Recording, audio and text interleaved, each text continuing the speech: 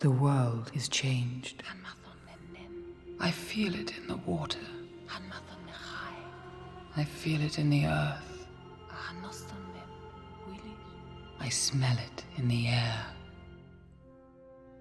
Making a good adaptation is hard. I am a huge fan of the Lord of the Rings books. I also love Peter Jackson's movie adaptations, but I almost didn't. In the original edit of The Return of the King, Aragorn does not fight a cave troll in front of the Black Gate. Instead, he has a one-on-one duel with Sauron himself.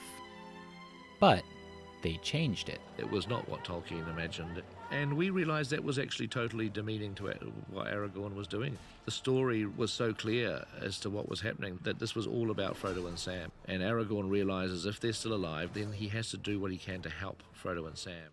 Adapting from the page to the screen is hard and extremely risky. The wrong change can ruin the whole thing. This change would have, by itself, made the trilogy a bad adaptation because it gets the point of Lord of the Rings completely wrong. By making Aragorn duel Sauron, you make him the hero, but Frodo is the hero, not Aragorn, and we'll talk about why that's so important in a bit. Now, changes in adaptation are not only extremely risky, but they are also completely necessary. A new medium requires new storytelling tools. It can be easy for fans of the books to dislike changes, but that's just short-sighted and impractical. When we judge an adaptation, we have to look not only at what has changed, but why it was changed and how well the changes accomplished what the writers intended. We are going to get to The Witcher, I promise. But first, we're going to use these two other popular fantasy adaptations to talk about what a good and a bad adaptation look like.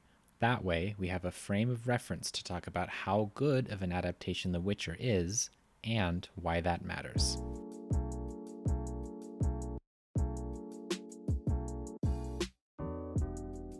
Now, look, I know there's been lots of discussion about the last few seasons of Game of Thrones, but that's not what I'm talking about. It is a common opinion that the quality of the show got worse over time, and, well, I can see why. You want a good girl, but you need a bad pussy. But in my opinion, it was still a bad adaptation all the way back in seasons 1 and 2, even though earlier seasons are generally well regarded by fans. A good show or movie isn't necessarily a good adaptation. More on this later. First, let's go back to the scene with Aragorn and Sauron, because the second reason I brought up this scene in particular is that I wanted to show a small amount of sympathy for the Game of Thrones showrunners before, well, we'll get there. Peter Jackson got as far as filming that scene with Aragorn and Sauron, but he had the resources and, more importantly, the time to first realize and then fix his mistake. I can't tell exactly how long there is between wrapping production and airing episodes, but it's less time than Peter Jackson had between wrapping production and finishing Return of the King.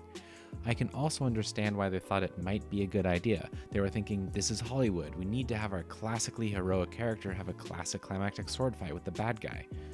And if you've ever wondered what the hell happened to The Hobbit, to me it seemed like they were indulging all of these worst impulses instead of catching themselves and editing them out like they did in Lord of the Rings. But that doesn't mean I liked all the changes.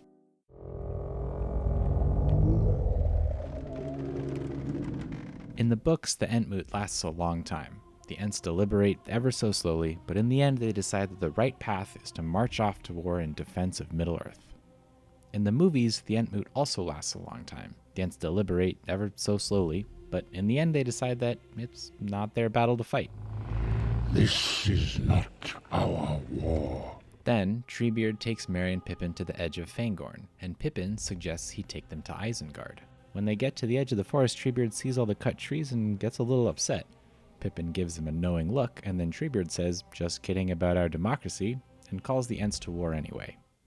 There is no curse in Elvish, Entish, or the tongues of men for this treachery. What? This is bad and broken in so many ways. It's bad from a lore and logic perspective, because Treebeard doesn't have that power. He's not the leader, he's just the oldest. He doesn't get to make unilateral decisions like that. That's why they have the Entmoot. It also makes Treebeard and the Ents seem super irresponsible. This is the forest that they guard and shepherd. They really didn't know Saruman was burning trees wholesale? Pippin's reaction here makes me think that maybe he knew and he sent Treebeard here on purpose? But that's even more mind-boggling. How could Pippin know and the Ents not? This is also bad thematically. In the books, the long, slow, deliberate, thoughtful, and democratic process of the Entmoot emerges with the right answer. In the movies, that same process leads to a conservative and wrong answer. It frames deliberation and democracy as conservative, cautious, and scared, then frames the action of one individual to overrule that democratic judgment as just. Even without the lens of democracy, it frames the Ent's worldview as conservative and scared, and only driven to justice by rash emotion. But here's the catch. I honestly still love this scene. John Rhys Davies' performance is magnificent. The music swells with a sad yet determined strength to herald the last march of the Ents. The Ents are going to war. It is likely that we go to our doom. It's fantastic stuff. The last march of the Ents. I understand what they were doing here. They wanted to heighten the emotional impact of the march to war, to make it a personal and emotional decision focused on the characters. To an extent, this change works, but I still don't like how it damages the character of the Ents as a group. I'm still willing to go with it because everything else around it is still so good, but too many changes like these can pile up and damage the experience. There's another sort of change though, one that I don't necessarily like, but I understand why they changed it and I think that it works well. In the books, Faramir is a steadfast ally to Frodo, who has no desire for the ring and is utterly resistant to the temptation of it. He is the honor and wisdom of men at its peak come again. He gives aid to Frodo and Sam and never succumbs to temptation. After being justly afraid of men after their experience with Boromir, Faramir is their new experience with the realms of men Frodo is going to sacrifice so much to save. However, in the movie, they give Faramir a bit of an inferiority complex towards his brother and mix it up with some daddy issues, so that when it comes down to it, he falls just a little on the other side of that line and is tempted. But they don't change the end nature of his character. It simply takes some additional effort and experience for him to arrive at the conclusion that his book counterpart arrives at immediately. Faramir is one of my favorite characters in the books, and it's hard to see him become an antagonist. But unlike the changes to the Ents, I'm not just willing to tolerate this change, but I actually think it was a good change. See, the structure of the movies and the books are actually very different. The book, The Two Towers, is divided in half, the first of which has all the chapters featuring Merry, Pippin, Aragorn, Legolas, and Gimli, and the second which features all of Frodo and Sam's chapters. However, this structure wouldn't really work in a movie, because in a movie we are used to having all the events happening chronologically, or sometimes simultaneously as we cut between them. This more traditional style was how the filmmakers wrote the script, and that decision makes a lot of sense. But in this movie, that created a specific structural problem that had to do with Frodo, Sam, and Faramir. See, you might expect these two halves of the book to end around the same time in the story, as in the same in-universe date, but Frodo and Sam's last chapter actually covers events that take place nearly a week after the other characters' last chapter. This allows Tolkien to line up two climaxes at the end of each storyline, the Battle of Helm's Deep and the fight with Shelob, even though the fight with Shelob happens roughly concurrent with the battle for Minas Tirith and Return of the King. So, Faramir needs to become an obstacle in the movie to create a climax for Frodo and Sam at the end of the second movie that can be intercut with the other characters' climaxes, because otherwise, they just wouldn't have one. If you follow the events in the chronology of the book, they would just hang out with Faramir for a little bit, and then the movie would end. This is what I mean when I say we have to look at why stuff was changed, because you can't just have two of your characters not get a climax. Even though, again, I don't exactly like this change, I understand it because they had to change things to make the climax of this movie work. And wow, does it work. It does a great job at communicating just how utterly outmatched the forces of men are against Sauron, and it also has one of the best passages the screenwriters added, Sam's speech at the window. Folk in those stories had lots of chances of turning back, only they didn't. They kept going because they were holding on to something. What are we holding on to, Sam?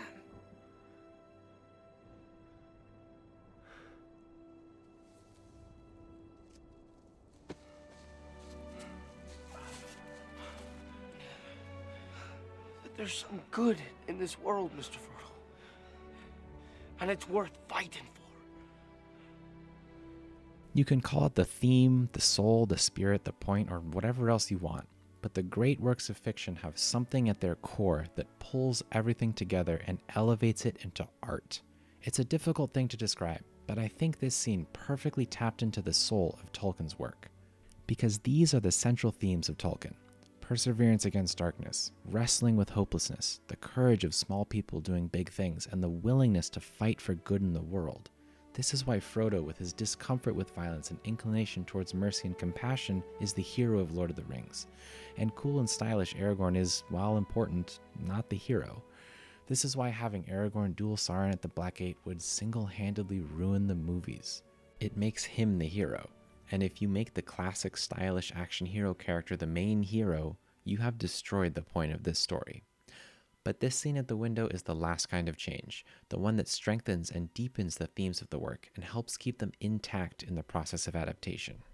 These kinds of great changes are sometimes small, but sometimes they're huge changes too. A great non-fantasy example of this is Apocalypse Now, which took the 19th century horror of Imperial Africa depicted in Heart of Darkness and turned it into the 20th century horror of imperialist Vietnam. They kept the themes intact, but updated them for the modern era, which made the message more powerful for their audience.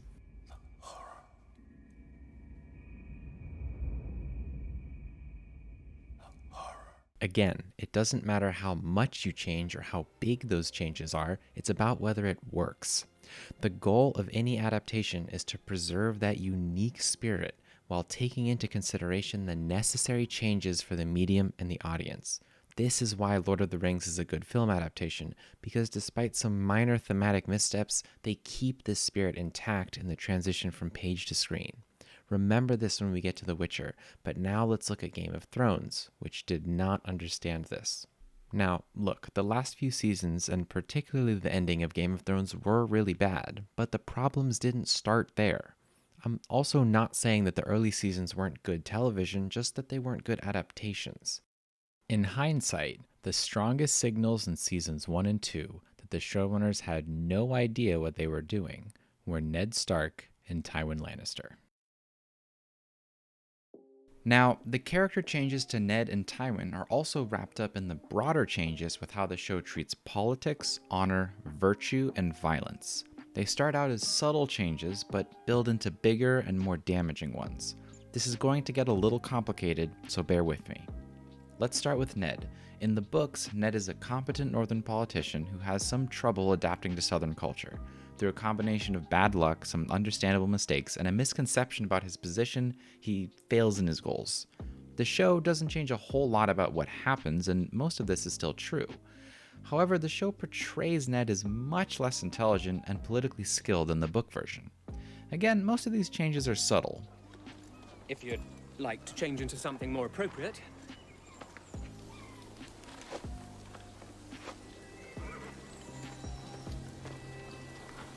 Like, this isn't a huge deal, but it does make him seem less competent to not understand that first impressions matter. But the best example is the council debate about whether or not to assassinate Daenerys. In the books, Ned makes a complicated but well-reasoned argument that this is a bad idea, because assassinating a pregnant teenager will seem dishonorable, and she does not present enough of a credible threat to offset the damage to Robert's honor.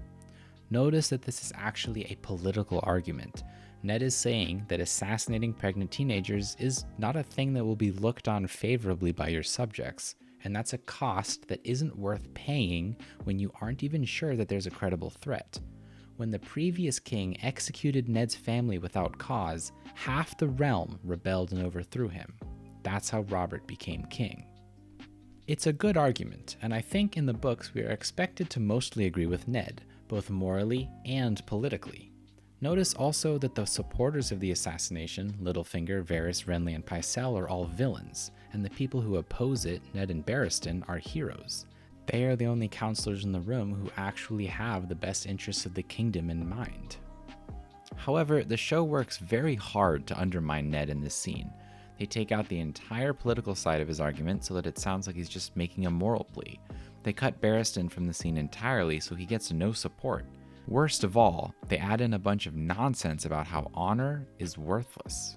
You'll dishonor yourself forever if you do this. Honor? I've got 7 kingdoms to rule. 1 king, 7 kingdoms. Do you think honor keeps them in line? Do you think it's honor that's keeping the peace? It's fear. Fear and blood. When I watch this scene, I feel like I'm not supposed to agree with Ned. Speak sense to this honorable fool. And in fact, I'm supposed to think that being honorable is for idiots. Jorah Mormont's a slaver, not a traitor. Small difference, I know, to an honorable man. This is the biggest problem in the scene, and the biggest problem with how the showrunners present Ned, because a huge part of Ned's character is about showing how honor is valuable, both politically and socially. We'll come back to this in a minute, because to see why, we need to first look at Tywin Lannister. Tywin was changed quite a bit, and the best way to see how is to look at this scene with Arya. This is a completely new scene, but it's quite a good scene. It's tense, there's some good exposition, and it's pretty well written if you pretend this part never happened. Most girls are idiots. But as much as the first part of that is really bad, I actually want to focus on the second. I don't know who this guy is, but it's not the Tywin Lannister I know. He laughs, he expresses affection. I enjoy you, but be careful. He gives praise. You're too smart for your own good. Has anyone told you that? This is nothing like Tywin in the books. In the books, Tywin is a cold-blooded monster. He never smiles, never laughs, never seems to take pleasure in anything. He's abusive towards his children and considers everyone outside of his family utterly disposable.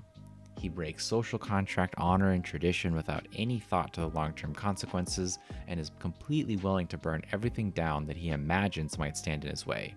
It would take too long to list all the ways that Tywin is awful, and everyone knows it. Obviously, this is about as far from honorable as you can get. Now, that's on purpose. Ned and Tywin are literary foils. But that means when the show makes Ned more stupid and makes Tywin seem more amiable and kind, the show hurts the necessary contrast between the two characters. This contrast is deep and complex, but at the heart of it is a simple question. Is honor valuable? On the surface, it might seem like it isn't. Ned dies in the first book, and people often attribute his failure to him being too honorable. Tywin, on the other hand, accomplished a lot of short-term gains by being as treacherous and dishonorable as possible. But this has a cost. By proving themselves fair-weather allies, they surround themselves with the same.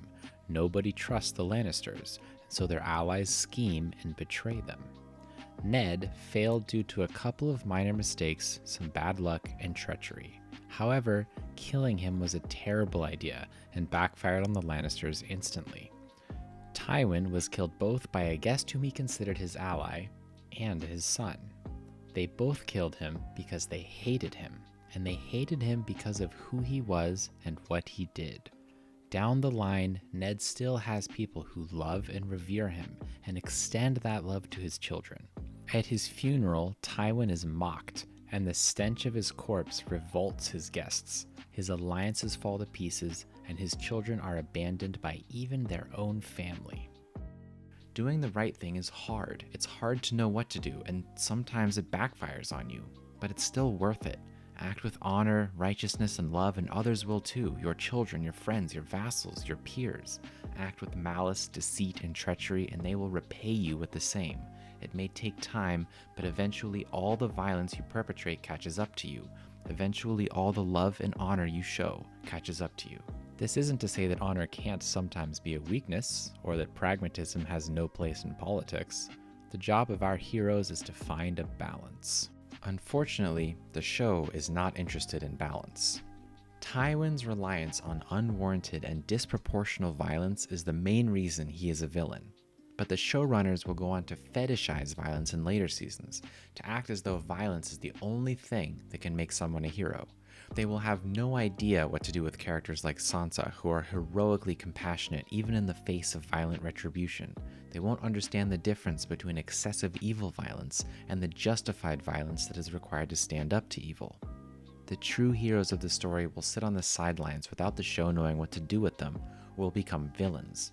The villains will become fetishized. Everything will feel wrong, so wrong that even show-only watchers will start to feel just how wrong it is. Just like Lord of the Rings and The Witcher, A Song of Ice and Fire is clearly dedicated to anti-violence. Do not be too eager to deal out death and judgment. Even the very wise can eschew all ends. Not pacifism. All three works have heroes dealing out retributive violence in order to try and restore justice. It can even be wrong to shy away from necessary violence. In A Dance with Dragons, Daenerys allows the old slaveholding class to maintain too much power, and so they immediately attempt to continue the old violence of slavery. Daenerys did not commit enough violence against the slave owners, so they were allowed to continue existing, and as long as they existed, they were always going to abuse and oppress the ex-slaves. This was a failure to follow through with necessary violence, because sometimes violence is necessary. However, there are too many examples to list of the show glorifying unnecessary violence. But the one that sickens me the most is Sansa feeding Ramsay to his dogs. Sansa is one of my favorite characters because she represents a kind of strength that is underrepresented in fantasy, the strength of empathy. She comforts the Hound even as he threatens her and helps him on his path from violence to peace. She sticks her own neck out for Dantos. You can't! She is one of the most courageous characters in the cast because she stands up for what she thinks is right, even though she can't defend herself from the abuse and violence that might follow. And in the show, she murders a prisoner in cold blood for revenge. What is honor to a Stark after all? What is honor and virtue to the most compassionate character in the books? Looking back, it all seems so obvious. Of course, if they think being honorable is dumb, then they'll make Ned dumb, and of course they won't understand why Tywin is a villain, and they'll give him these happy grandpa scenes. If they don't understand why Tywin is a villain, then of course they won't understand why the others are the main villains of the series, and will probably replace them with some blonde queen. And if you don't understand that the cold of the human heart is the real enemy, then of course you'll think you can stop winter by just stabbing it, like Tywin would. Notice that I'm not talking about whether or not these works are good. There's nothing wrong with liking Game of Thrones or disliking Lord of the Rings or anything else. What you like is what you like. But adaptational quality matters because being faithful to the original is worth something. When you make a good adaptation that keeps the spirit of the original intact, the adaptation and the original work together to create one story with real depth and meaning, and it extends that story into a new medium and reaches a new audience. When you read Lord of the Rings and then watch the movies, you notice all the superficial differences, but at its core, you still recognize the same story. When you read A Song of Ice and Fire and then watch the show, you notice all the superficial similarities, but it's just not the same story. Which finally brings us to The Witcher. Yes, all of that was necessary, because we need this common ground. We need to understand that changes are necessary for adaptations, and that changes can even be good. We need to understand that bad changes aren't a matter of like or dislike, but because they damage the spirit of the work. We need to understand that not all bad changes are equal. Some can be ruining, some can be just unsettling, and the unsettling ones can stack up. And finally, that it is possible, though difficult, to see even in the beginning stages of an adaptation whether or not the creators truly understand what makes the work they are adapting special. So what makes The Witcher special? First, I should mention that Sapkowski's works are not on the same level as Tolkien's and Martin's, who are the best and second best fantasy authors of all time. I have enjoyed the Witcher books that I have read, but they are not anywhere near as complex or beautifully written. This is, of course, just my opinion, but I don't think it's an uncommon one, because this series is nowhere near as popular or influential as the other two we've talked about. Despite this, Geralt the Witcher has been worming his way into popular culture for years, interestingly on the back of a series of video games. The games focused much more heavily on Geralt than the books did, with Geralt becoming more of a side character in the books compared to his adopted daughter Ciri over time. In my opinion, that decline of focus on Geralt was the greatest weakness in the books, and the focus on Geralt is the greatest strength of the games, because Geralt is at the core of what made Sapkowski's story and world engaging in the first place. He is a fascinating character in a way that Ciri, who is a fairly standard fantasy chosen child, could never be. Geralt is a good-hearted man who suffers deeply from the fear that he can never be loved. He cloaks himself in his witcher's code and gruff demeanor to keep people at arm's length so that he won't have to experience rejection. He suffers from many of the same psychological problems that characters like Tyrion and Brienne suffer from in Martin's work, but in his case it stems not from dwarfism or gender identity, but from two places: his abandonment issues regarding the mother who left him, and his Witcher mutations, which visibly separate him from the rest of humanity. This is important because in Sapkowski's world, non-humans like elves and dwarves are a minority who face discrimination at best and genocide at worst. Geralt isn't quite a non-human like them, but he isn't entirely human either. Witchers also face discrimination and genocide, despite how regularly people need their monster-killing services. This is basically a setup meant to engineer moral dilemmas. Geralt protects people who misunderstand, distrust, and hate him, time and again. His Witcher neutrality never holds up when Geralt has the opportunity to save people, and his attempts to wrangle his morals are always engaging. To top it off, he hides all this inside a cynical and nihilistic exterior. He pretends he doesn't care when in fact, he cares more than anyone. This is a bottomless mine in which a good writer can delve for drama, and the first two books and the games took full advantage of this. However, the show is in kind of an awkward spot, because while this focus on Geralt was extremely good for the Witcher games, the show is adapting the books, which shift focus to Ciri pretty quickly. The first season adapted exclusively the first two books, which also focus entirely on Geralt and are therefore, in my opinion, the two best books. Despite this, the showrunners chose to put Ciri and Yennefer into the first season so that the three of them were co-leads from the beginning. This was kind of a cool idea, but predictably their scenes ended up being generally less interesting and engaging than Geralt's. Yennefer's were sometimes fantastic, but Ciri's rarely were. A common explanation for why the first season felt a little off was the inclusion of these two other characters, and while I agree that it was an issue, I think it was just a symptom of a larger problem. To understand that problem, we first need to back up a bit and talk about genre. As much as a bookstore might put all of these stories into the fantasy section, each of them draws their literary style from a different source: Tolkien from mythology, Martin from literary realism, and Sapkowski from detective fiction. Near every story in the first two books and near every quest in the games begins with a mystery. It might be, "My daughter is missing," or it could be, "There's a horrible monster," but Geralt's first task is usually to gather information. He talks with people, follows clues, maybe conducts some surveillance. Usually there is some twist or big reveal. In many ways, the first two books and the games have more in common with Sherlock Holmes than they do most other fantasy stories. The setting might be fantasy, but the style is detective fiction. Both of the other adaptations absolutely nailed the style. The Lord of the Rings movies have the same awe-inspiring sense of grand myth from the very opening scene. Game of Thrones uses the same hyper-realistic style of television that worked so well for The Sopranos and The Wire, and it fit George R.R. Martin's style perfectly. But Netflix's Witcher has barely a whiff of detective fiction anywhere. I think this has caused a lot of fans to feel alienated by the show, even if they can't explain exactly why. To see what I mean, we're going to take a close look at the first episode. Geralt's portion is adapted from a story in the first book titled The Lesser Evil. This was an excellent choice, because this story gets to the heart of Geralt's unsuccessful attempts at neutrality, his moral dilemmas, and the conflict between his inner desire to do good and his belief that he is incapable of being loved.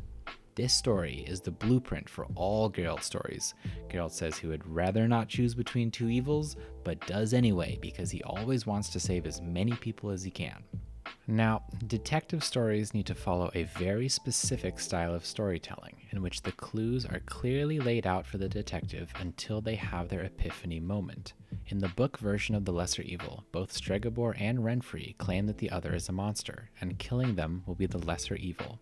But Geralt does not want to choose. But he also won't stand idly by. After he meets Stregobor and is told about the situation, he informs the local authorities and works with them. He seeks out Renfri to try and find a peaceful solution. At first, she flatly refuses, but eventually Geralt seems to persuade her. Later, he learns one last piece of information and connects it to something she said, which leads him to a horrifying conclusion. She deceived him and is planning to slaughter everyone in the town to try and force Stregobor out of his tower. This follows a classic detective pattern.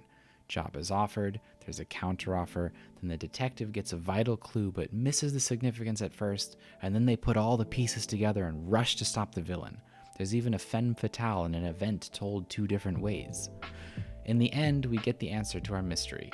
Renfrey is a monster, but that only raises more questions. Was she born this way, or turned into this by Stregobor and his ilk? Is Stregobor a monster for being willing to treat human beings like monsters? Is Geralt one for killing her and her men? Are the townsfolk for running him out after he saved them? These questions don't have easy answers, and that's on purpose. This is why Geralt doesn't like to choose, because he's never sure that he got it right. He can never be sure.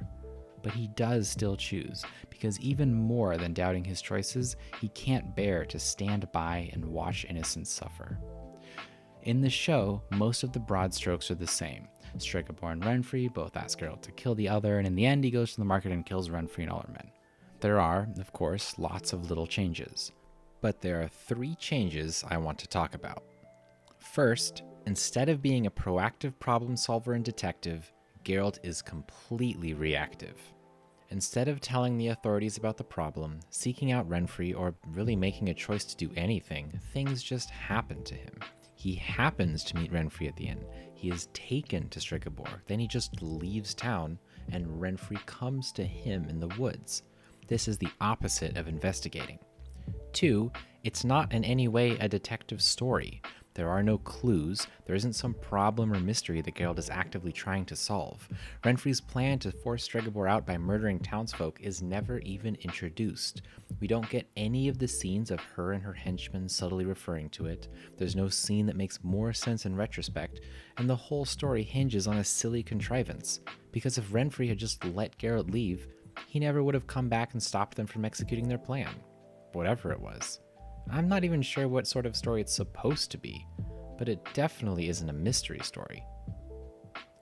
The third change is more subtle, but I'm worried that this Geralt genuinely believes in neutrality. Having him immediately leave town after the big evil is evil speech, abandoning the crisis behind him, changes the context of his choices. It makes it seem like neutrality and not getting involved is something that he actually believes in. Also, let's look at that speech. Evil is evil, Stregobor. Lesser, greater, middling. It's all the same. I'm not judging you. I haven't only done good in my life either. But now, if I have to choose between one evil and another, then I prefer not to choose at all. The way they frame this, to me it looks almost like a heroic thesis statement. But in my view, this is a lie Geralt tells people and himself. There's basically nothing the Geralt I know does more than choose between bad options. In The Simple Art of Murder, Raymond Chandler describes how to write a detective character. And these words describe Geralt perfectly. However, in the show, some of these pieces are missing. Rarely does Geralt seem to be actively searching for a truth. He doesn't have much of a range of awareness. The combination of his perceptiveness and subtlety, core to a detective, is totally missing. When he figures something out, he tells you. We are never kept in suspense, wondering what it is that Geralt has noticed that we haven't, like we are in the books. Through a few key omissions, like Ostred attempting to bribe him, we miss his sense of professional pride. Through others, we miss his personal pride. These are core parts of who Geralt is and why he is the hero that we follow down these mean streets. But they do get a lot of his character right. He still has his laundry bag of psychological problems. He still wrestles with doing the right thing. He maintains his deep-seated belief that he is incapable of being loved and pushes people away from him out of fear. They did just an incredible job of showing this through his relationship with Dandelion, who is so important to Geralt because he's the one person in Geralt's life who refuses to be pushed away. You need a nap! Well, until they added in this bit where Dandelion lets himself get pushed away. See you around, Geralt. Part of the reason these issues with the show are so apparent is because we have the games, which get it so right.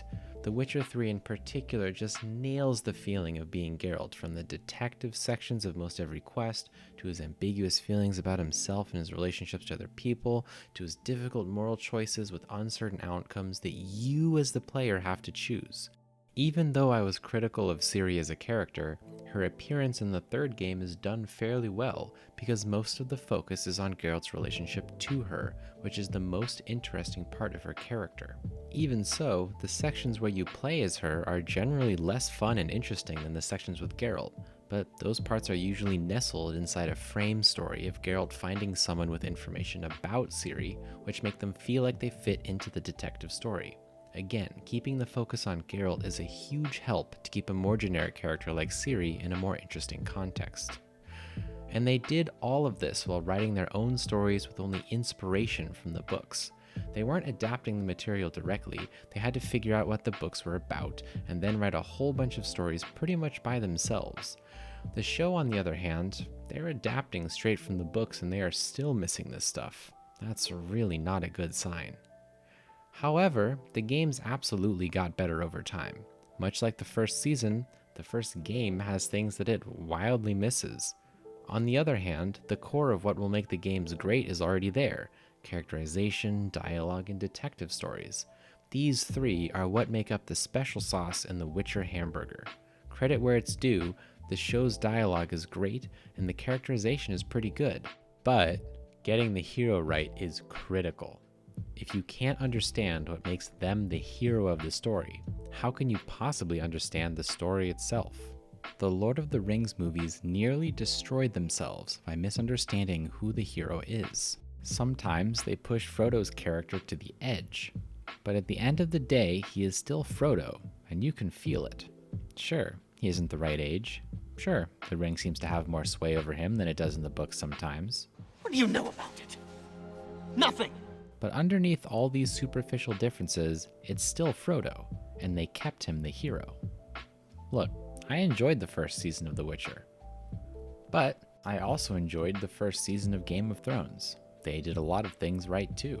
Honestly, in the first season they did most everything right. But those small details turned out to be good indicators of how the show would implode down the line. When the writers took away Ned's best arguments for his actions, when they took his story of existential triumph, of not compromising his morals, and turned it into a simple tragedy, they showed they clearly did not understand his heroism. So it makes complete sense that they couldn't understand the heroism of Dany, Jon, Arya, Sansa, Bran, Brienne, or Davos either. The Witcher is following in the footsteps of these mistakes. Earlier, I mentioned that the inclusion of Ciri and Yennefer, often pointed to as a less than excellent choice, was a symptom of a larger problem. In the books, Ciri and Yennefer are included in the story through their connection to Geralt, because he is our hero and the foundation of our connection to the world. In the show, they are included before ever having met Geralt, and they take up time that could have been spent focusing on those devilish detective details that make Geralt's stories and character work. There are many symptoms, but the core problem with the show as an adaptation is that Geralt is not doing his job as the hero of the story. This doesn't mean there is no hope for the show. Maybe Ciri and Yennefer's inclusion will pay off in some way. Maybe once they are all together, their chemistry will make everything worth it. Maybe Geralt will start acting like a detective, and maybe they really do get all of the themes. It seems like they get most of them. Honestly, I would love to be wrong. And I really might be. Remember, the Lord of the Rings movies turned out fantastic, but they still wrote that fight between Aragorn and Sauron. They had the time to fix it, but they only realized they needed to through the process of making the movies. It's totally possible to get better, just like the Witcher games did. And I do have some sympathy for the writers of The Witcher. It seems like a tough job to adapt this series. The first season of Game of Thrones stuck real close to the book. They cut stuff, sure, and the stuff they added is mostly quite bad, but overall it's really close. And the book is good. The beginning seasons are the closest to the books, and so they are the most well-liked because the show was able to be carried by the book material because of the high quality of George's writing. Again, I'm not saying the Witcher books are bad, but sometimes the awkward scenes and dialogue are lifted straight from the book.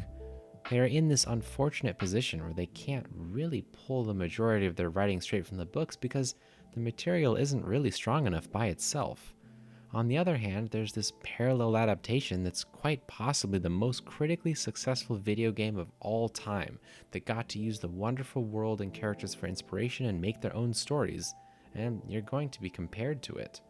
I don't envy this position, but I also would not have chosen to adapt the books the way they did. I would have done Monster of the Week with some episodes based on the books and some original, but my version would have basically been CSI Geralt. Why did they do it this way?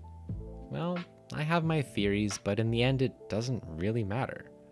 Look, I want to be excited about this show. It's fun, the acting is fantastic, the choreography and art direction are generally pretty good, but the question here isn't whether or not I liked it, or even whether or not the show is good. It's whether or not it's a good adaptation. Probably the most famous line in Apocalypse Now is this: I love the smell of napalm in the morning. Of course, in 19th century Africa, there is no such thing as napalm. There is no character that Kilgore is adapted from. Yet he fits into the story perfectly. They were able to add scenes and characters that do not appear in the original, but still contain its spirit. This is still Joseph Conrad's Heart of Darkness. Faramir in the books does not have an arc. He begins and ends at the exact same spot, a noble man. The movies give him a believable arc. He starts with some internal strife that he has to overcome, and he overcomes it by witnessing the ring work its evil on Frodo and realizing that the only way Sauron can be beaten is with friendship, solidarity, and strength of spirit, not his own weapons of power and dominion. In the end, he shows his quality. This is still Tolkien's Lord of the Rings. In the books, Ned Stark is a man whose simple sense of right and wrong will save the world. Not because he set out to do so or because a prophecy foretold it, but because that is how worlds are saved, by men and women who have the good grace to tell right from wrong and act on their convictions to the best of their ability. But in the show, all of his best arguments for why that is right are stripped from him.